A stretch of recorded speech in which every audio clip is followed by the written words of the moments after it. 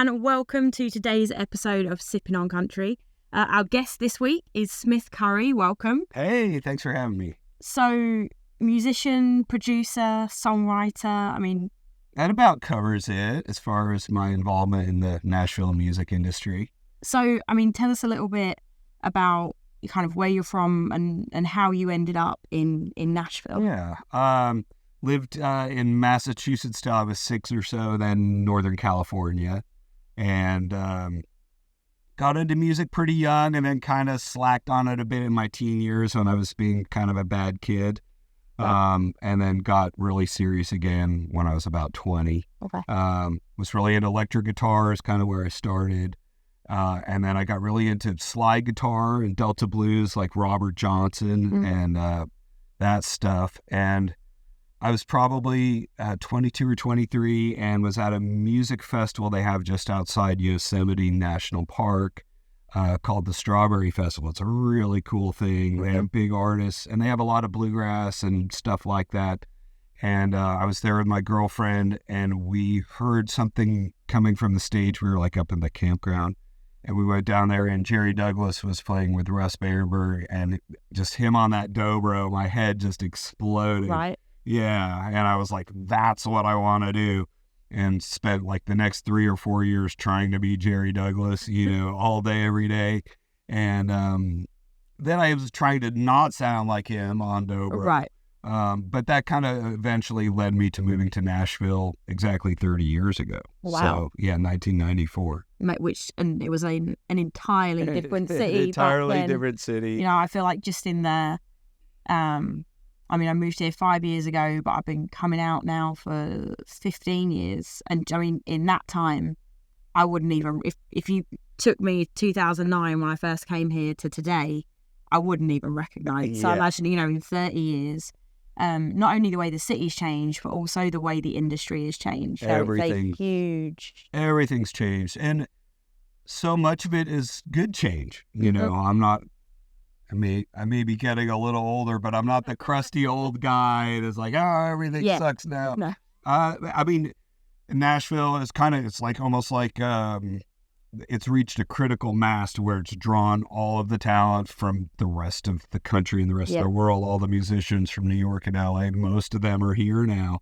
Maybe if you're a hardcore film and TV guy, you're still LA, or maybe if you're a hardcore jazz guy, you're still New York. But everyone else has come here.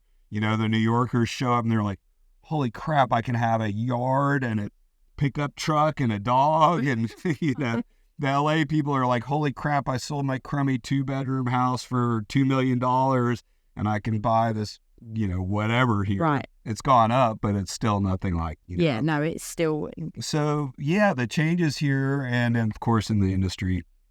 But most of it's good, traffic and parking. We don't have to talk about that. Those are very real, and then I feel bad also for the young kids moving here now, right? Because it's so expensive. When I moved in 94, I found half a duplex. It was over in East Nashville, which was not the cool part of town back then. It was rough. It was a little rough. It was okay. I had a big, strong, really smart, cool dog, and she, looked after me in the place. But I was paying $200 a month for half a duplex. And then after 5 years, my landlord was like, hey, buddy, sorry, I got to raise you up. I said, well, okay, how much? He's like, how about $250? I was like, fine. We can make it work. Yeah, so even 30 years ago, that was pretty cheap even back then. But yeah, I hate it for the kids today. It's really hard to, I think just as a whole, there are definitely pros and cons to it. I think for you being here for so long and being as established as you are, that growth really just kind of plays into your the work that you can do. But as a new face moving into town, it's so saturated with so much talent that it just makes it a little bit harder. Sure, to maybe kind of easier to get lost in the crowd. When I moved here to play bluegrass dobro. That's all I wanted to do. That was it. It was like, this is what. But bluegrass wasn't in a particularly great place back then.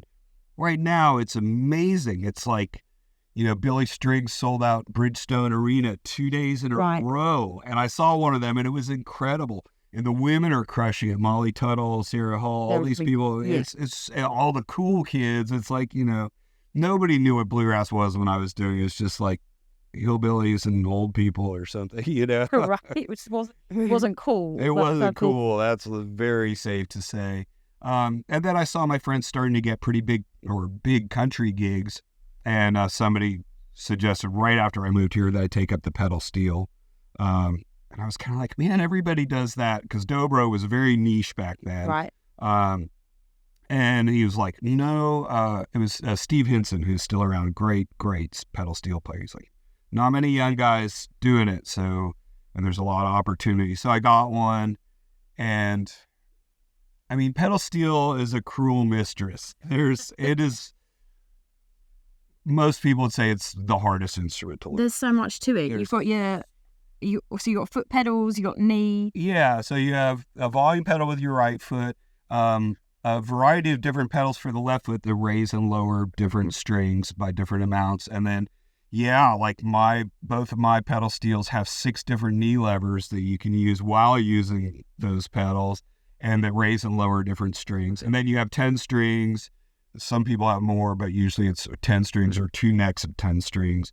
And then just the right hand stuff is just so hard. And even when you kind of get to where you can do stuff on it, getting really smooth, it just takes years and years. This thing, even if a lot of people are playing it, there's a fine line between playing it well enough and playing it to a point where people are like, I want him. Yeah, absolutely.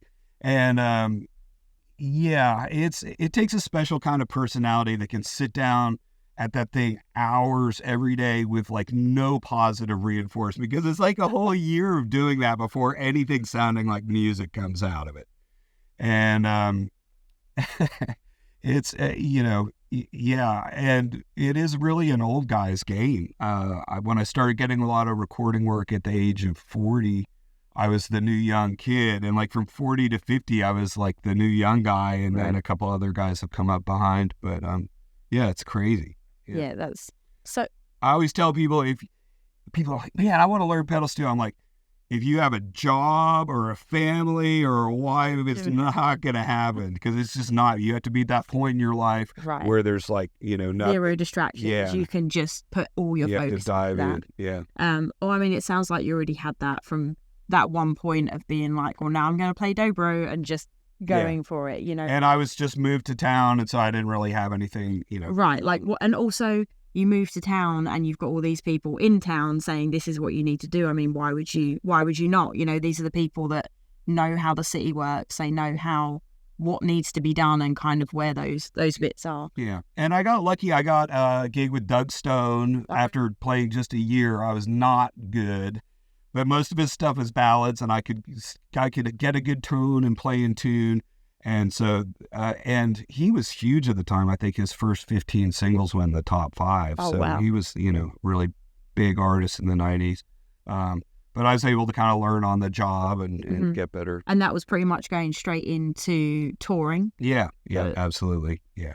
So it was a long time before I even thought I would be good enough to do a lot of recording work, or even just consider doing it, because those guys, are the best of the best. And there's a huge difference to being able to play live on tour and then taking that and honing it into a recording. Right, and just coming up with a timeless part, spur of the moment, and then knocking it out. And back then it was really segregated. There were live guys and there were studio guys. And it's become a lot more homogenous now, where, some of the studio guys, I have friends that go out with Kenny Chesney in the summer playing the big stadiums and then come back and get back on it. But back then it was you were one or the other. Right. I know I had Tommy Harden in one of the first episodes. Love Tommy. And he was saying when he first got the gig with Reba, it was just supposed to be a few months. And he said he remembers that at the time he was doing a lot of studio work. And he said when people had asked him, he was just like, "Oh, I'm booked up. Yeah, you don't want to say you're out of town. I don't want to say that I'm touring, because it was so like you do this or you do that. And then also people feel like you're going to be gone. They're just not even going to mess with calling you in the first place. So I toured with Kid Rock in 2003, 2004, and even like 4 years later, people would like, I'd run into them. Oh, you still out with Kid? I was like, no, call me, you know? Right. Yeah. So. And the thing is, especially with the touring stuff, is, you know, some people will get that longevity and you'll stay with an artist for a lot of time, but a lot of people do roll through. You know, you'll be with one artist for maybe, you know, 2, 4, 3, 4 years, and then you just move on. It's kind of...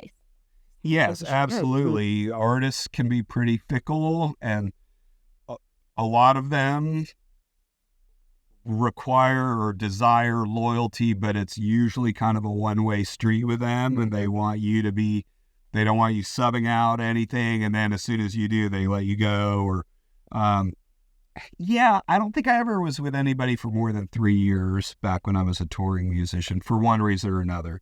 And it's easy to get bored too, playing the same songs every night.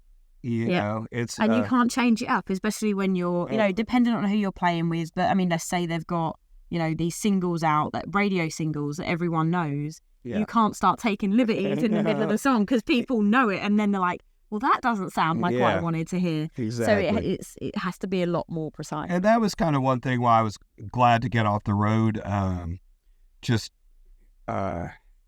You're not, you know, either playing the same 15 songs every night, or sometimes just playing music for less than an hour every day. I did the Tim McGraw tour 2008 with the opening act, and we played 19 minutes a day. And it was so frustrating, you know, you just feel like you're just getting warmed up and the set's over. And then you're done, yeah. And then you're just sitting on the bus for 23 hours, you know. So. Yeah, that's it. Like, and it's not like you can start... Everyone wants to sleep or they want to chill out. Like, yeah, it can be hard, especially pedal steel. You can't really set that up in the bus. You're going to take up the guitar the whole at least. Yeah. bus bit with them. But yeah, kind of the kiss of death for your musicianship. It really can be being on the road. So you move to town, you start getting the touring gigs. Now you are predominantly doing studio work. And then producing has become a pretty big part of my time and income stream. It's been really good. I started doing the Smith Slam about 7 years ago. So I am not the inventor of the slam session. I think Paul Skolton over at County Q told me that back in the day he would have a songwriter demo. That place ran demos through there like 24/7 for years. And people would say, hey, I just have this one song that I want demoed or recorded. Can we just put it on this end of your session? And so that's kind of what started happening. And especially this day and age now, the slam session just makes sense. Everybody's recording singles. Nobody's recording, very rarely, a full album. Right. And even EPs are almost an endangered species. So people just want to do one song at a time. It's not really economical to book a studio and book a whole band just for one song a lot of the time. So I'll just book a bunch of guys for 3-hour session. And then people will throw either, it's like, I tell everyone it's like a box of chocolates, right? You know, we'll have like 2 mail order things from Texas where the artist isn't there. Then a songwriter will come in for a demo or 2, and then I'll bring an artist I'm producing, and we'll slow things down and take more time. Nice. And so, but we can have some pretty big days. I try to shy away from that now, but sometimes, you know, we'll do a double and there'll be 12 songs in a day or something like that. But the players in this town, I mean... You have the best of the best. I mean, like you were saying with the growth, and now you have everyone. I'm like, every day I record with these people, I feel honored to call them my friends, and I'm just in awe of what gets done, sometimes very quickly. Mm-hmm. There's stuff that we have done in 30 minutes that matches anything you'll hear on the radio or Spotify. I mean, I think to a degree, like playing and being in those sessions, it's like... It's almost like muscle memory to a degree. Like you get to a point where you go in and you record on so much stuff that there is a formula. There is a formula, but it's wild too, though, when things get outside. We had an artist that I've worked with, James Land. He's had a bunch of Texas #1s with the stuff that I've done for him. But his son wanted to do the... It's from the Tim Burton movie, This Is Halloween is the song. It's Danny Elfman, crazy thing. It's like in 4 different keys and 3 different time signatures. And I farmed out the writing of the chart to the keyboard player because he was more qualified for that kind of heavy lifting. And dang, if the band didn't knock that thing out of the freaking park in 30 minutes, I mean, crazy hard. Sam Hunter picked up the banjo for it, and it was just like so counterintuitive and amazing and beautiful. So, yeah, man, incredible stuff happens on a daily basis. And yeah, I mean, there are days where you're just like knocking out the formulaic bro country, and you just kind of do the best you can and try to, Yeah. I mean, I try to, the saying that they have in theater and films, there are no small parts, only small players, right? So I try to bring that mentality. If a song really sucks, it needs a good part for me that much more, right? Right, there you go. So, and you know what? There's someone out there that's listening to that and is like, this is the best, like... Yeah, sure. Like, it's so, like, the perception of music is so different person to person. So I know, obviously that whole bro country thing has... maybe been a little bit of a sore point for Nashville, but also it serves its purpose. It got more people involved in the genre and stuff. Yeah. And I think we're seeing kind of maybe the Zach Bryan thing is kind of a bit of a response to that. A bit of, somebody said the other day, Zach Bryan's the antidote to Luke Bryan. I was like, okay, I'm not going to comment on that, but I can see why somebody would say that, just kind of more authenticity. Yeah, right? There definitely seems to be some stuff coming full circle now with the music styles that are now starting to push through. But then, I mean, you've also got on the flip side, that's a huge amount to do with labels. The labels are starting to push more stuff out. It's not... Yeah, maybe they're giving them more freedom. I will say the genre is wider and more diverse musically than it's been since I moved to town. And I love that. I absolutely love that.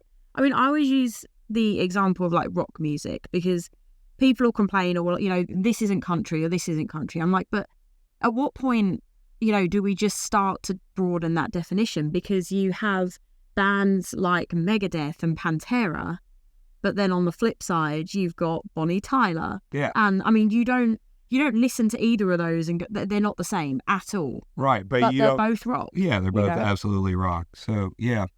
I think it's a good... And I think it's great that they're respecting stuff that's a little rougher but more authentic. Mm-hmm. There's a saying, it's pretty good. Nashville really responds to authenticity. If you can fake that shit, you got it made. Okay, that's super cynical, but I do think I do absolutely love how diverse the genre has gotten. And then, of course, it's gotten more diverse with, people of color and stuff like that. And that's great. I happen to be on the biggest song of 2024 right now. So it was very exciting. Shabuzi's song Tipsy, which, let me grab this because I just saw it today. Make sure we get the stats. Yeah. So it's the stats are biggest song of 2024. It was #1 Billboard Hot 100 for 7 weeks. And so that chart is all genres worldwide. Wow. I mean, I've been on my share of country #1s, but a Hot 100 is a big deal. So it's that for 7 weeks, which is longer than any other song this year. #1 on Billboard Hot Country for 11 weeks. #1 Country Pop Rhythmic Hot AC Radio. And #1 most consumed song year to date. So, which is amazing. That was amazing. I was happy to be on it. I don't have like a huge, very present part on it the way I have other songs. But it's nice to be a part of something cool. And like I said, Shabuzi kind of, bringing in different influences. I think they're starting to call that rhythmic country. Whereas previously there was kind of the hick hop stuff. Yeah. A lot of those Average Joes was the label that had a lot of those. I played on a ton of those guys' stuff. But yeah, white hillbillies rapping and stuff. Right. And Shabuzi's not rapping on this, but obviously it has, urban elements. Yes. So. Well, that's all. It's great, and I'm glad that came up today. Because I mean that's one of the huge things, like with the podcast. The people see that. And immediately they're like, oh, look what Shabuzi did. And like, yes, 100%, he has credit, but so does a ton of other people. Sure, there was a lot of groundwork laid, for sure. It doesn't, like, none of this happens overnight, and none of it happens from just one or two people. There's an entire team, from the players to the producers to the engineers, everyone that went into making that song what it was, Yeah, and also, so Sean Cook, the producer, actually there's two producers on, but he's the main guy that I've dealt with. He sent me, he's an LA guy, so he just emails me stuff to play on. I played on the last album that was a few years ago. And he sent me a few to play on. And I heard Tipsy. It was only about half finished, I think. Mm-hmm. And I texted him back. I was like, bro, that's your song. I just knew it. You could just hear it. I mean, I had no idea it would be that big, but I knew it was something special for sure. It's that feel-good summer song, like even take genres out of it because it doesn't even, it's just, how can you listen to that song and not just put a smile on your face, tap your, it's. Yeah, and it's funny how stuff works out. I played on another one that a woman was singing along with Boozy, and I didn't think anything of it. And then I saw on Spotify a couple months after the album was, I was like, oh, that's Noah Cyrus singing on that. One of the biggest pop stars in the world. Is like, that would have been nice to know. I mean, nobody tells me anything. Right, you just get in there and you're like, this is the part you got to play. Let's do this. So you mentioned that outside of that, I mean, you've played on a lot of number one country tracks. I was going to start to write down a list of the people you've played with, and then I was like, no, I'm not even going to try. Part of that's a byproduct of being in town for 30 years. Of course, and I mean, you work up, you get your name out there, and people want you in those sessions. But I mean, you haven't just played on country records, you've had people outside of the country genre. Well, I grew up listening and playing rock music when I was younger. So doing the Kid Rock tour 2003, 2004 was really amazing. That was kind of the apex of his career, arguably.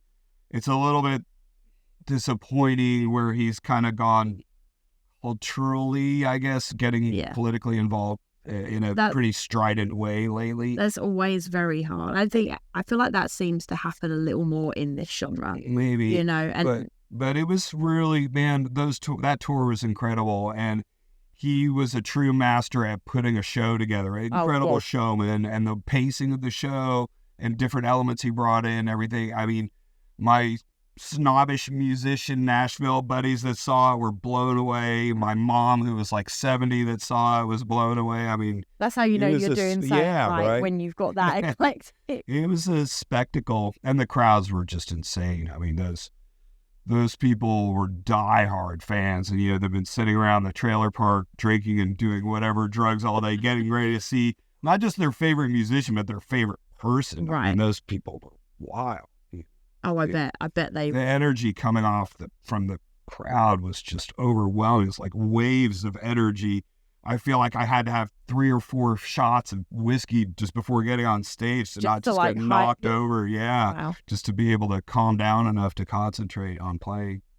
It was fun. We did, Leno, Letterman, a bunch of that kind of stuff. And I've done that with other artists too, but that was really fun. So do you enjoy doing the TV stuff? I mean, I do. I'm always nervous still. Even I think that's good though. Someone said to me once that if you're not nervous, that's when you realize you just don't care enough about it. If you ever get up and you're just like, this is fine. The nerves are there because you want to know that you can do it right. You want to do the best you can. Yeah. So I did Letterman 3 times, and that one was always the most nerve-wracking. It was freezing in there. I did it with Randy Houser when he was new, and he's one of the best singers in country. He's hands phenomenal. Down. It was last year, I think he opened one of the CMA nights, and I remember to say, whoever I was sitting with had not heard of him.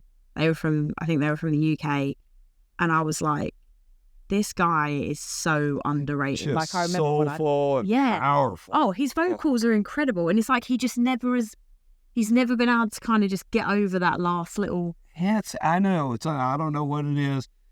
That just kind of happens in the industry. I say it's just where some people just kind of, my favorite big hit that I've played on where I got to do the coolest stuff, and it was the biggest country song of 2008 was Billy Currie did Good Directions. That's my dobro and that.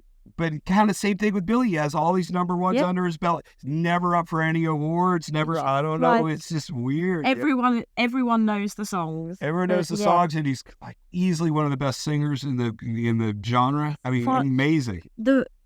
the politics behind the industry must be are something. just, Yeah. it's, I don't know. I'm kind of both kept out of that loop, and also I don't want to see behind the curtain. Yeah, I don't know what's going on, you're but like, it's you not. just do your. It's not anything pleasant, I'm No. sure. Oh, I imagine it's rough when you're at that point as an artist, because the focus is all on you, and there's a lot of things you have to tick off in order to. But when we did let a Letterman with Randy, Todd Lombardo, my buddy, was playing guitar, and he forgot us. He didn't bring a pick with him. I'm like, you're good 2,000 miles to play. And so he borrowed a pick and then during sound check, and then we got back to the show, and he had lost that one. So the crew guys were like, here, we'll give you an official late show pick.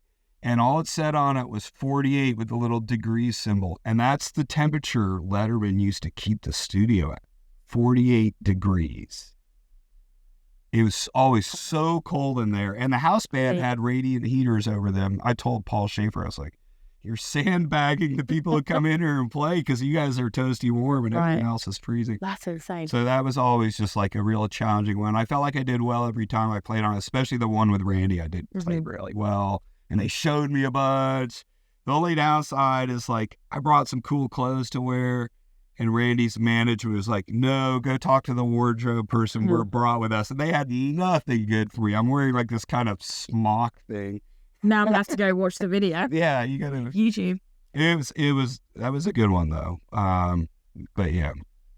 So you move to town, you start off doing the touring stuff, eventually you get into the studio stuff, and in that time, I say you've been able to record on a lot of records. Now when you go into a session and people are calling you up, do you always know who you're going in to play for? Or are there times where you'll just get called? I mean, maybe more so now, or... The weirdest one, and arguably the best, so I'd done stuff for Nathan Chapman that produced everybody under the sun, but of course is famous for Taylor Swift. Yeah. And I had done some stuff for him early on, and then a few years later, I was doing a CMA Fest show for somebody, and he was playing guitar for an artist he was producing like either before or after, and he's like, hey man, the wife's out of town. Do you want to just come by tonight and like goof off and play on some stuff? And I was like, yeah. I mean, this is the end of a really long, crazy week for me because it was like Saturday or it was Sunday. I remember now. It was Sunday CMA week. And he's like, yeah, come on. I was like, okay. And I show up that night. And of course, it's a Taylor Swift record that I'm playing. And I had no idea. And I was like, until I got there and started hearing, I was like, oh. Okay, yeah. Here we go. Here's kind of a weird quirk. Maybe I'm getting in the weeds a little bit. I went to sign the union card, which, shows, what date and what time you played on this recording for the records, for the record label, and for the union, which keeps track of our money. So Sunday sessions are supposed to be time and a half.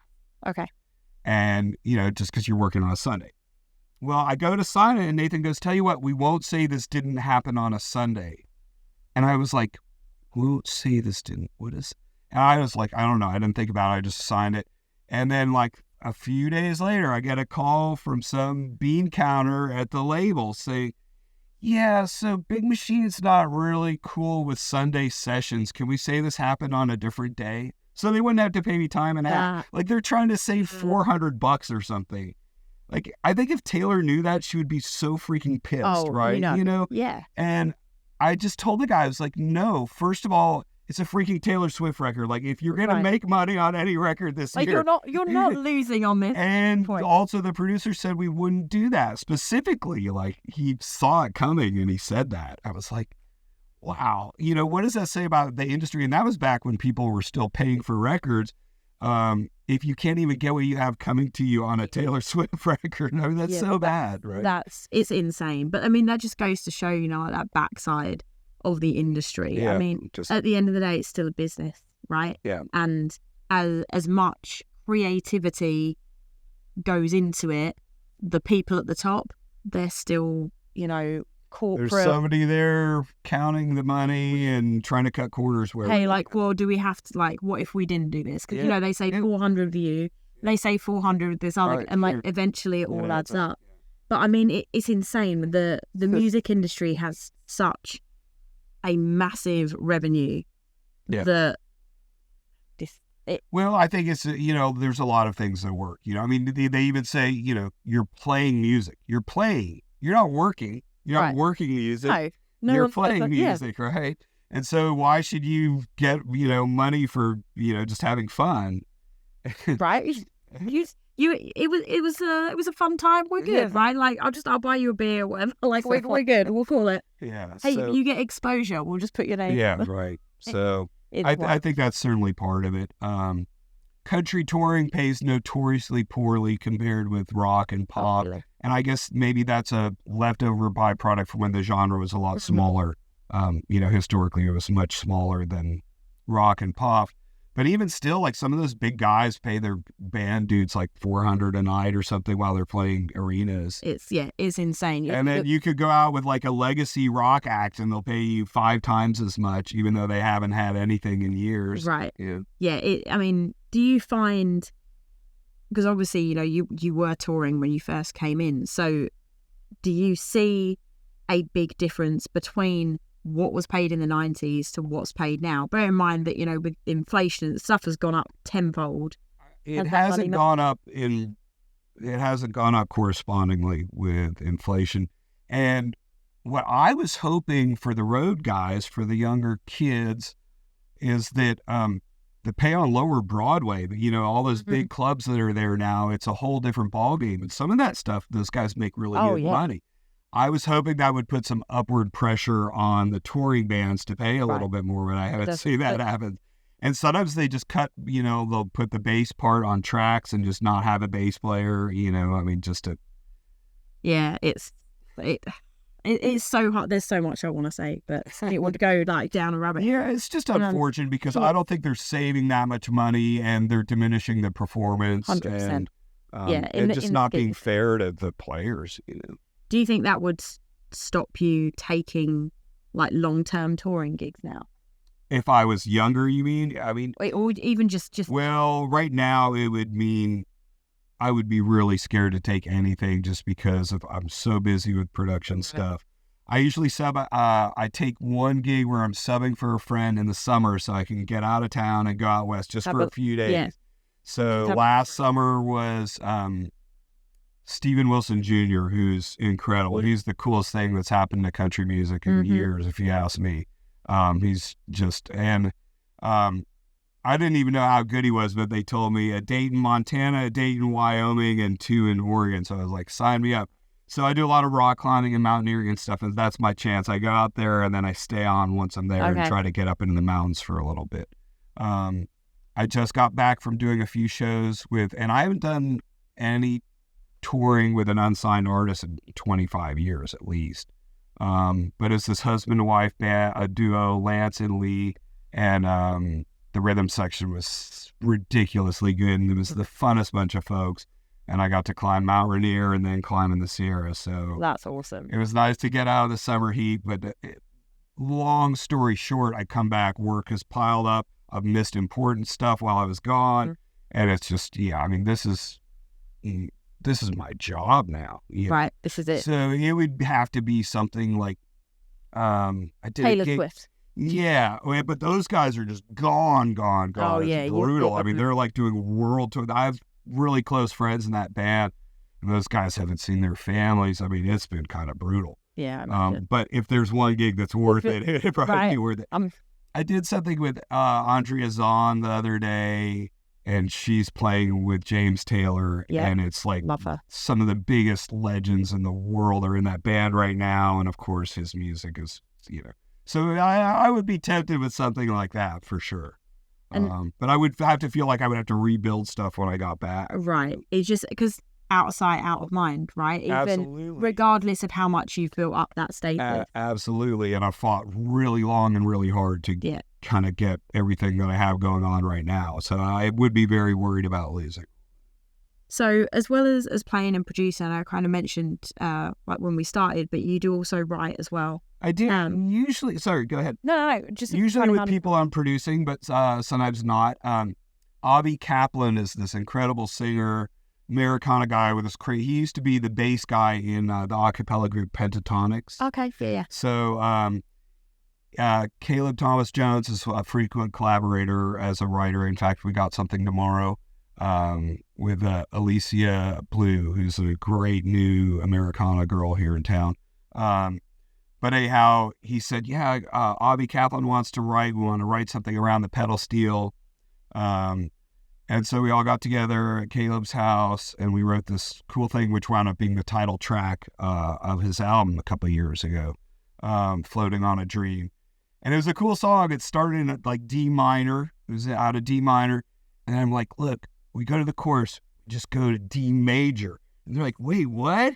Wait, what? We can't do that. And of course, it worked perfectly. I love those chord changes and you're like, because it grabs the ear. Yeah. And it's like, just for that split second, you're like, oh, no, wait, no, this is great. Like, it works, yeah. The funny story with that, though, is we did a quick demo that day, and I had brought my pedal steel, and I had this little practice amp with me, and I put down a steel part, and COVID hit, and so Avi sat with his demos for like a year before he did his album. He did it with Shooter Jennings out in L.A., and I get a call, hey, yeah, we feel like the guy who played on the record isn't really beating your steel part on this song.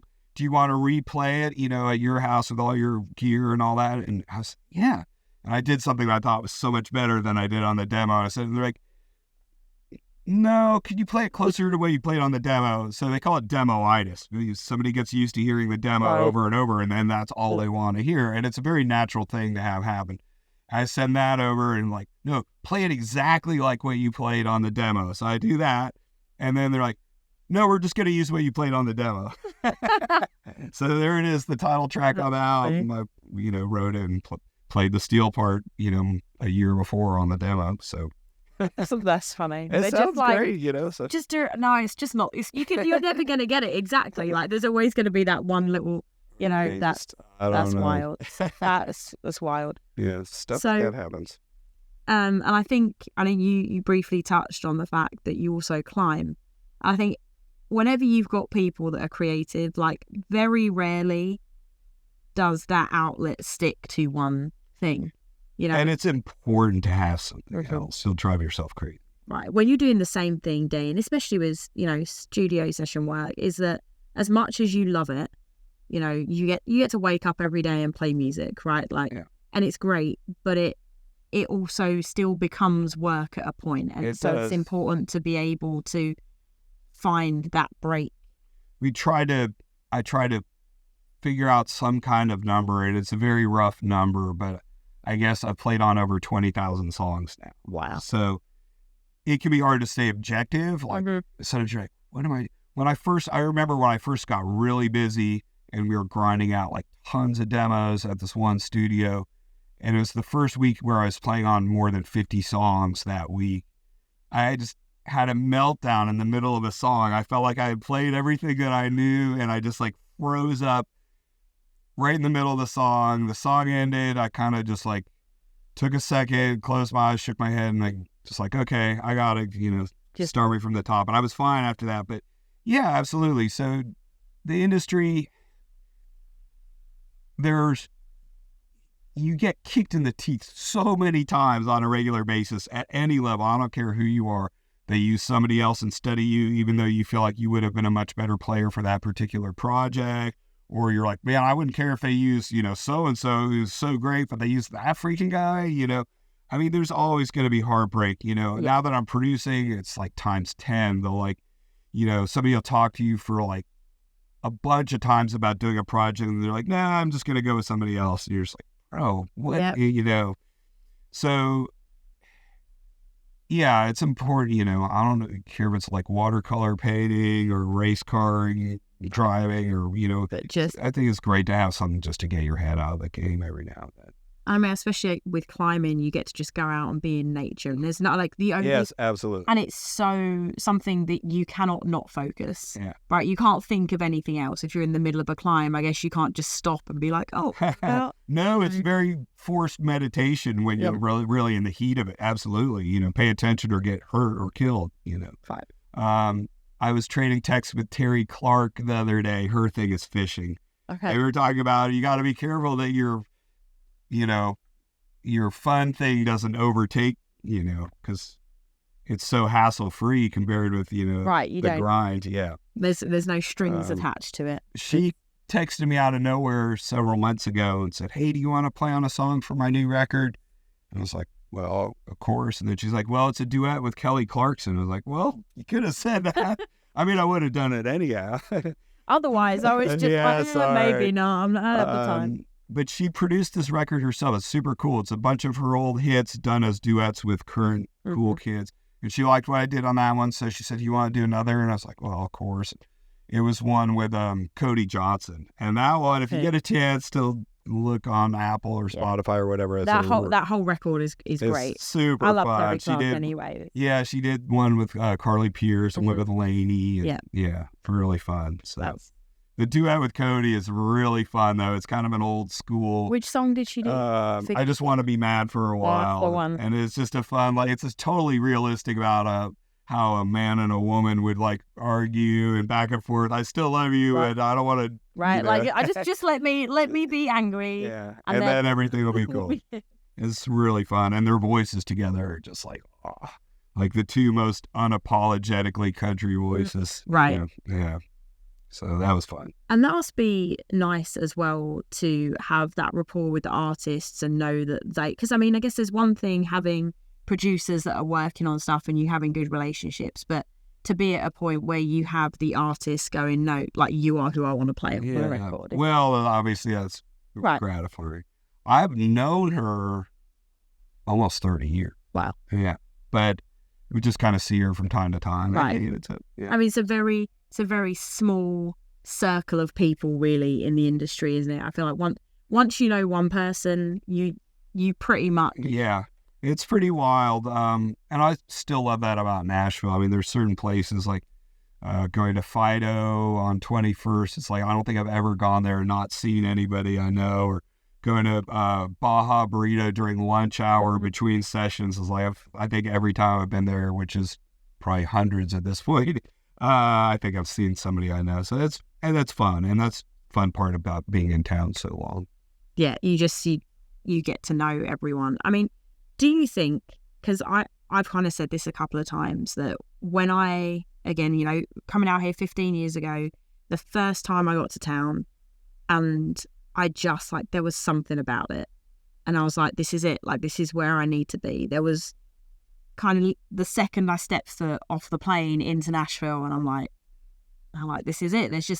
But do you think you would still feel the same way about moving here? I know we said obviously for newcomers it's got a lot harder. Do you think if you were going to move today? Yeah, because the musicians here are the best. I mean, and the musician community is incredible. I mean, any night of the week you can go to the Underdog, which is 4 blocks from here, and hear Guthrie Trapp or Jack Rouge or any of these guys. Grace Bowers was there a ton last year before things really blew up for her. Yeah. I mean, just the musicians here are the best in the world, and really supportive. My house burned down 7 years ago. Oh, wow. And I was at a session, so I had some of my day-to-day stuff, but lost everything. And the amount of support and help we got from the music community was just beyond incredible. It's amazing. Yeah, my phone didn't stop ringing for weeks. People were like, "Any instruments you want to borrow? They're yours as long as you need them." Ward from Whiskey Jam was like, "We only have one extra room in our house, but your family can stay as long as you want." I mean, people were so incredible. There were 2 benefit concerts, 2 GoFundMes. Wow. Without all that stuff, we would have been really in big trouble. That's incredible. And that's something that I touch base with a lot of people actually on here, is just that, and I haven't been in LA, I haven't been in New York, so I can't speak for those. But one thing that you notice in Nashville with just the industry as a whole is everyone is there for everyone. There's a distinct lack of hierarchy when it comes to, even the business stuff, that you have someone over here who's won a Grammy, someone here who just come into town, and it's what can I do to help? What do you need from me? Yeah. And that is an overwhelming response, throughout the city. I mean, when we had the tornado in 2020. And I felt bad. The town totally mobilized for them, and then COVID hit, and it kind of shut things down. But yeah, you can see it was wild. Is that Southern hospitality, that you hear about all combined the time, with the music community. Yeah, people are incredible. That's amazing. Because there are no words, but like what an awful thing to have to deal with. But to know that you've got people around you. I told my dad it was like seeing my funeral without having to die, just knowing that so many people. I had no idea that many people even knew who I was or cared or whatever. So it was really cool. Sometimes it takes the crappy stuff to happen to realize who you've got around you, which is kind of crappy in itself. But I mean, also, really opened your definitely eyes. Silver lining for sure. Yeah, no, this city is something special. It's definitely changed. Let's touch base on some of the big records that you've worked on. I know we spoke about a few things. Obviously you worked on the Taylor Swift stuff, but you have recorded with the first big thing that I played on was and it was the acoustic version. So I don't sometimes I brag about it, but I gotta be a little careful. Randy Travis Three Wooden Crosses, which was like easily one of the biggest songs of the decade. The ACM song, the CMA's on there. I played on the acoustic version, and they wore it out in Nashville on the radio that year. Just getting to play on the Randy Travis songs. So that was kind of the first thing that I played on. And then I played on Jason Aldean's first record, and so me and him both had our first number one together with his song Why, and I had a cool lap steel solo on that. And then after that, put out Amarillo Sky. Which I think was even a bigger song. It was kind of the big song ever. It never cracked the number one spot, but I momentarily forgot about that song. You just said it. That was a great song. It's a great song. I have a cool pedal steel solo and stuff. That was really fun.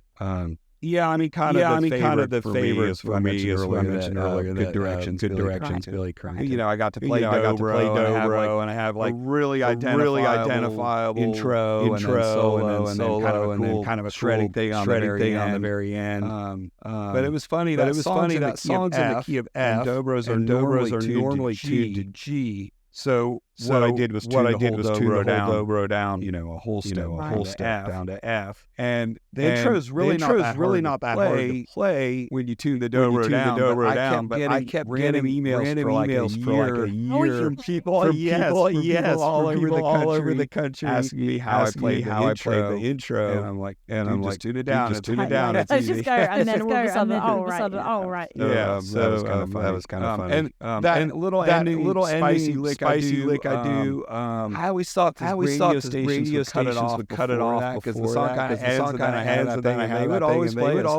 So that was kind of fun. Do you pretty much get free reign when you go into the studio? I guess it depends on the session. It depends on the producer for sure. But the funny thing about that song though, we cut like four songs that day, and I kept randomly running into Billy Currington like over a couple times over the next 6 months or something. And I was like, dude, that's your song. I was like, Good Directions, that's your song. I know I love it. The label hates it. They won't put it out. And finally, he made them put it out. And like language in the 50s, and they were about to pull it, and then it just caught fire. And of course, like you couldn't go at a Walmart or truck stop the entire year without hearing that song. That's one of the songs that's like that is country music. Like you've got all of the visuals of just like being in the middle of nowhere, and like just running across this random roadside sand, little town, and that whole picturesque love story.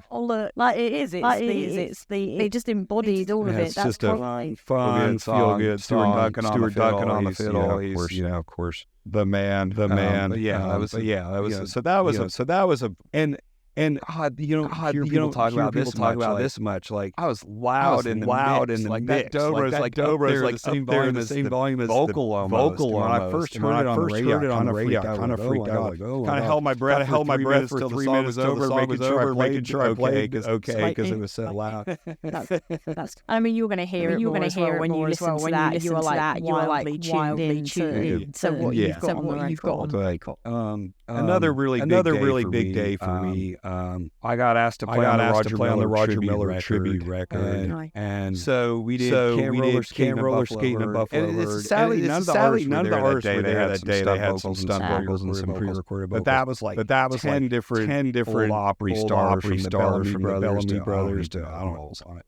And then John Anderson, G. Sealy, a bunch of them. And it's a fun song. And then the next one, which was big for me, was Last Word and Lonesome with Dolly Parton and Alison Krauss. So I mean, right there, I was like, okay, kind of a, for me, career defining, like that pinch me moment, right? Yeah. And then I felt bad because he sent the band home because the rest of the track, last one was done. And his old friends, Willie, Merle, and Chris Christopherson. So playing on that was like, I could have been hit by a bus driving. Quit the industry at that point. I've reached my peak with that point. Yeah, I mean, it's not going to beat that. That was like a really defining day for me. When did you have your very first studio session? I did a couple things before I moved to Nashville. I was playing dobro out in the Bay Area. There was kind of a pretty cool, they called it new folk movement. It's I guess now it would be American singer-songwriter genres, some really talented Bay Area, East Bay in particular. It's really good bluegrass and really good of those kind of that new folk crowd. Got to play dobro on some stuff for those guys.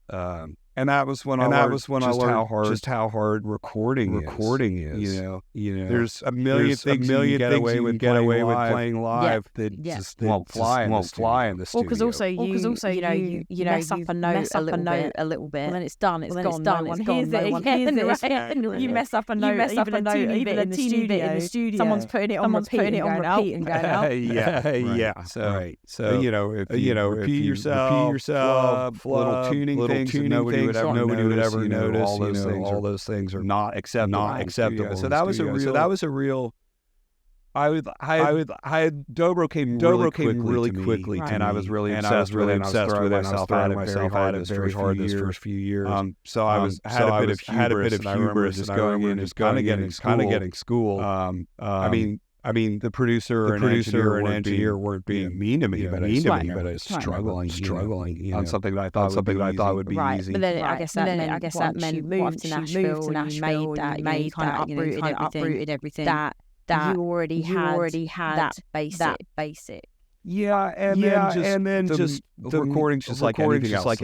The more you do it, the easier it gets. And I used to come out of a 3-hour recording session just like drained, just exhausted, and then after doing it a bunch, it doesn't take it out of you. I guess some of the less important things are kind of on autopilot, and you can focus on the important stuff. Yeah. And you have if anyone heads over to your website, smithcurry.com, you have an entire list of people of tracks of people you played with. Pharrell Williams is on there. That was like I got asked to play on a film thing that he was involved with. It was really cool. And that was about 4 or 5 years ago, and he was like everywhere. So that was a real honor. What were you playing? I played some pedal steel on that. Brandon Bell used to be the engineer over at Southern Ground studio. Great place there on the road, kind of next to the road. And he would bring me stuff on a regular basis. He's always still mixing huge records, and he's a great guy. But that was just one of the things he brought me in on. Was that fun to kind of get out of obviously that? Predominantly you're in that country. I think it was a pretty country track. Yeah, I was going to say, it was kind of an early adopter dipping his toe in the water before I could say Beyonce. I don't want to broach that record. I have some feelings on it. The main thing is I feel like there have been a number of super talented black women in Nashville, working on country for quite a while. So I'll leave it at just. I feel like she maybe a little bit of a troll thing, or just kind of dipping her toe in the water. If anyone wants to hear me broach it, go check out the episode of Hannah Dasher. We definitely got into it a little bit. You know, look, the record was what it was. I think there was some great tracks on there. It did what she needed it to do. Well, it helped my boy Boozy get on the radar. Definitely. Whether you like that record or you don't like that record, you know, whatever your feelings are on it. It did open the door a little bit for a few more people to just kind of sneak in. And I feel like she. I think she sent letters and flowers to various Kay Michelle's a woman who I've worked with, who's been here doing for a while. She told me she sent her a letter, flowers. I think she did the same, but did the same with maybe like Brittany Spencer or some of these other women. Try to share the love a bit, or acknowledge that they're what they had been doing. Right. You know? I think it's just hard when you have such a big name because it didn't really matter because she's Beyonce. Like she could put out whatever she wants and it's going to work. But it's hard when you've got other people in that same boat, especially when country music is already really predominantly white man's music. And you've got all these people really trying to pave the way and do their thing and be noticed in the minority. And then she kind of comes in and goes, here we go. Jumps line right to the top. Well, and then they didn't really take it to country radio, and then everyone would say country radio is not playing her because she's black. I would say country radio is not playing her because she's a woman, right? Definitely. And also it didn't really sound like anything else that's on country radio. It was country. You know, it had country influence, but I mean, it was a Beyonce record. You know, she's and that's cool. And so we shouldn't blame her for what pundits were saying either. No, absolutely not. Like we were saying earlier, just the industry as a whole. I mean, look at the Billy Currington record. Like the label were the ones all the decisions. You know, the artists, even Beyonce's all Beyonce, Taylor Swift, I'm sure they get a lot more say than most people goes on in their career. But ultimately, the labels are, you know, I mean, they're really running the show. The majority. It's wild how often they're wrong about stuff.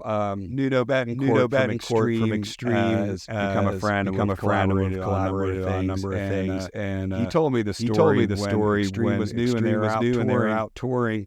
You know, they're mega hit, more than words, biggest rock songs of all time. And he said they were out touring as a new act, and everybody was singing along to that song, and every night. Finally, he went to the label.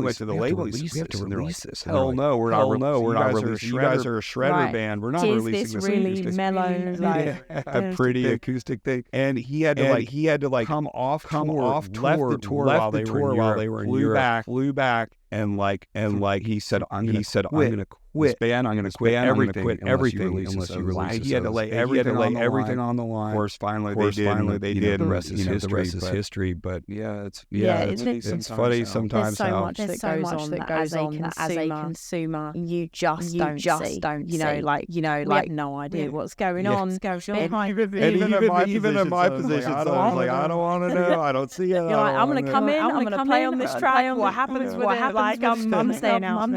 Yeah, it's so hard. It's all very political and businessy, and there's so much more to it. It's just easy to focus on the artist. They did this. Yeah, absolutely. You never know. But ultimately, it's And same thing with an artist can put out the best song of their career and it never sees the light of day. And just kind of there's a lot that goes into it. I think it's also just kind of the curse of doing anything creative because there is no one path, there's no right or wrong way to do anything. You know, for something that one person absolutely loves to the person next to them is going to be the worst thing they've ever heard. So it's hard to truly just truly. Yes, there is somewhat of a formula. But even that, it's such a grey area. It is. It's subjective, and all the business forces that work. I mean. Just if you think you're having bad time of it, think about somebody like Vincent Van Gogh, who's widely regarded as the greatest artist of all time, and nobody cared anything he did while he was alive. Died in a mental institution, whatever. Unfortunate way he met his fate. So. Now it's synonymous with genius. It is a crazy business to be in. Be that just arts in general. It is, and as frustrating as it gets, it's always important to step back. Holy crap! I've been doing this for more than 30 years, and gotten to do. I had no idea I'd get to do 10th or 100th of the stuff that I've. If someone had said to you moved to Nashville, hey, you're going to have this. I was happy just to play in coffee shops or bars as long as I could make enough to squeak by. So you're probably in one of the best sort of like areas of the industry, like you say, because you don't have to think about any of stuff. You get to go and do what you love. But that being said, there's still pressure. AI is going to take a big piece of everything that we do. I guarantee it. Yeah, it's going to happen. Already the fake steel guitar plugins are taking a lot of demo work away from me. Have you noticed that? Oh yeah, absolutely. And just track guys, instead of real band, just laptop producer. I think the trouble with the AI thing is that I can speak to people who are in the industry. You've got studios, they record, and they're like, well, it sounds nothing like the real thing. I'm like, yeah, but you ask half the people that no one knows.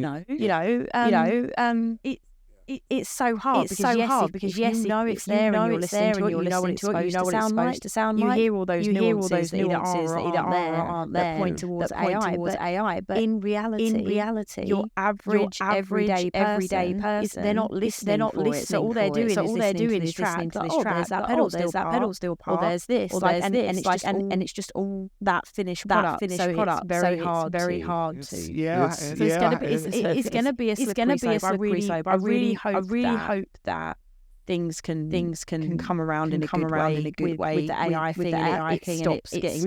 Kind of like we were talking about, like the Zach Bryan thing. Where the other day we were in the studio, and it was the Zach Bryan song was the example. I wanted his song to sound like. And the intro is just an acoustic guitar. So out of tune. We all thought it was the crummy work tape from Texas. The engineers playing. It was like, no, that's the Zach Bryan example song.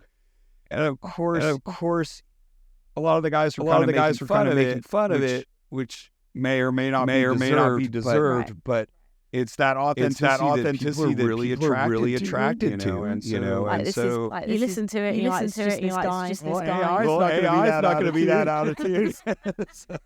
Maybe that's the answer. Now we just need to start playing crappy or whatever knows it's real. I think it's probably going to be with the artist. With the artist to be like, we don't want this on the records. But I mean, it's hard. It will be interesting to see how some people say, well, it's all right. You just kind of play live music instead of recording music on the road at this age. And I already listed all the reasons why I'm not interested in touring full time. I don't know. I don't think it's not like the end is nigh, but it's a little alarming. I really hope that the industry as a whole sees the worth. The AI is training itself by stealing from copyrighted works. There has to be something coming. I mean, my daytime job is with a label, and I know that things that have been mentioned because then at what point how do you start paying royalties out? Sure. Because you're going, okay, we've got this track, actually it's pulled from this. So now you're talking about like it's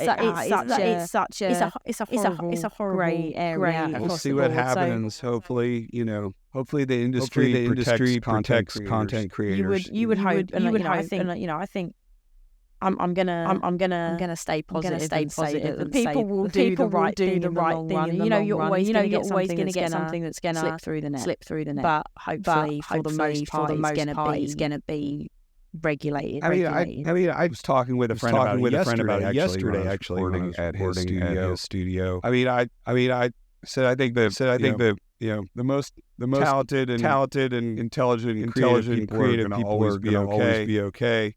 Hopefully that's us. So yeah. It's definitely going to be an interesting next kind of 5-10 years as that technology starts getting better, and things continually change in the industry. But it's fingers crossed. Fingers crossed. I guess only time will tell. But thank you so much. Coming in thanks for and having talking. me. Where can people find out more about you? I know briefly mentioned your website, www.smithcurry.com, and then if you have anything you want to record, no matter the world you're in, I can either play my instruments on your songs that you're working on, or we can put your song on one of my sessions, and we do like. That guy James Lance had a bunch of number ones on the Texas charts. Just never hear. He records his vocals at his place. Of technology. Yeah. So there's a way that technology has opened things up and helped. So double-edged sword. And if you do get into record, I've heard he's played great people. So you would be in good hands. Thank you so much. I appreciate it. Guys, we're going to be back next week with another episode of Sippin. For now, Smith Curry, thank you so much. Thanks.